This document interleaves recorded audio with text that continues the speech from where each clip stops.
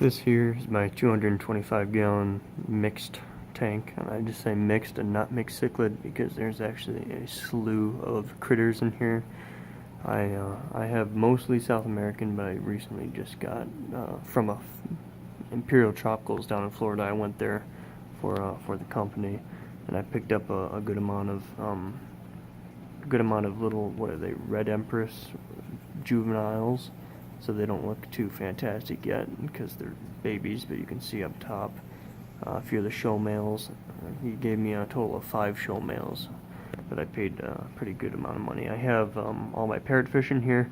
Used to have 8, but unfortunately 2 of the older ones, you can see those 2 are the larger ones, they bred for a long time, and if you know anything about parrotfish, they don't actually breed successfully. In fact, I have older videos about them breeding, and the eggs are never able to be fertilized because the male is actually not fertile. The female can lay good eggs, so that's why if you ever see parrotfish flowerhorn hybrids, because you take a flowerhorn male, which are fertile, and you get them to pair up with a female parrotfish, and they will actually breed. I do have a slew of random critters in here, like I said. In fact, that's an archerfish right there. Used to have 2 as well, but this tank has gone through a lot in its time, and it caught some kind of disease and passed away before I could save the rest of the fish. Archerfish are actually not as hardy as a lot of the other fish in the hobby, so by the time I recognized that there was an illness in the tank and had to treat it, the one archerfish had already passed away. But I also have a very small, tire track eel in this tank, which only comes out occasionally, but you can see this whole tank is actually really nice, because if I start walking over to where I feed them and I bang on the top of the tank, they know it's feeding time. They're very friendly fish. Any cichlid really is. They're, in my opinion, one of the smartest fish. I have cichlids trained like puppies, and my koi outside won't even come close to me. So if people say that koi are the smartest fish, you can always share that little piece of advice that there are plenty of other smart fish in the hobby, but nobody ever tells that part of the story. And here all I have is just a bunch of mixed types of driftwood. I'll turn on the light so you can see, but in the back of the tank I have it looking like I have basically all the lights pushed to the front, so that it looks like it kind of fades out in the back, so you can't really tell how deep the tank is, but it actually goes back 2 feet, because it's a 225 gallon tank, so it's actually 2 feet deep, 2.5 feet tall, and 6 feet long.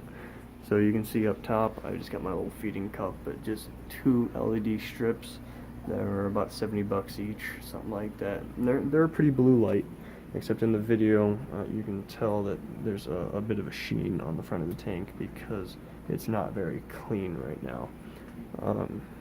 I also used to have this as a planted aquarium, so there's dirt in the bottom, but I just put a very thick cap of sand on the bottom, as you can see. And unfortunately, down in this hole right here, my foot-long Plecostomus decided to start burrowing and dug up a bunch of the aquatic soil, so the water is very gray. But it's actually not bad for the fish because it's just clay, which is actually kind of good for some types of fish, but it does make the water harder. So you got to be careful with the South American fish.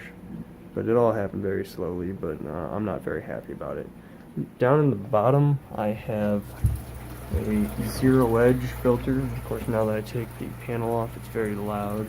I used to run a refugium in the center of the tank, but then I realized for a 225 gallon tank, having a refugium that small did absolutely nothing. So I may try to do a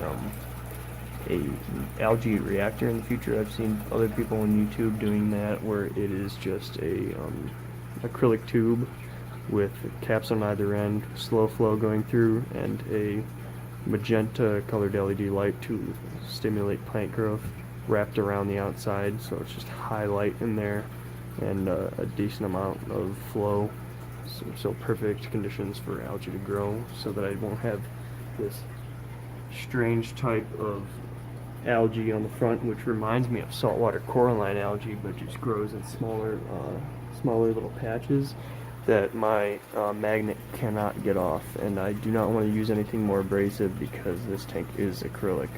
and if I do something like that, I could permanently ruin it. So I'll figure that out. I might have to buy a cloth and just rub at it for a while. But it's a lot of square feet to be rubbing vigorously for a while. And just I have another Sun filter under the bottom, and then the old behind that actually stopped working on me. You can see its tubes going in there. It stopped working, and I just haven't taken it out yet because this filter is about 45 gallons when it's filled. So it's quite difficult to get out, and it barely fits through this panel right here. I have to get at a super weird angle to get it out. So I'm just probably gonna leave that Eheim filter in here until it starts giving me troubles.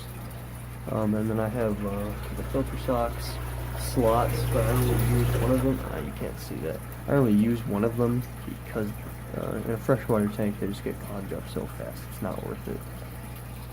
And I have a lot of aeration. That's something that you'll see in a lot of my freshwater tanks. I'm really big into aeration for some reason. Whenever I run a tank that doesn't have enough air getting pumped into it, it has some really bad results compared to when I have an oversized aerator on it. And you can see they're just still staring right at us. And then the only thing I ever do for maintenance for this tank is just monthly water changes. As you can probably tell by how much algae I have, if I did weekly water changes I wouldn't be having that problem. But about monthly, 50%. And I have plenty of stuff in the shop to be able to do that. Heat half the water and dechlorinate half of it in a separate tank. So by the time it gets in here, it's not even like tap water anymore. So I'm basically only adding 25% new tap water to the tank. So that's pretty good for the fish's health. You're not going to shock them too much with only 25% getting added.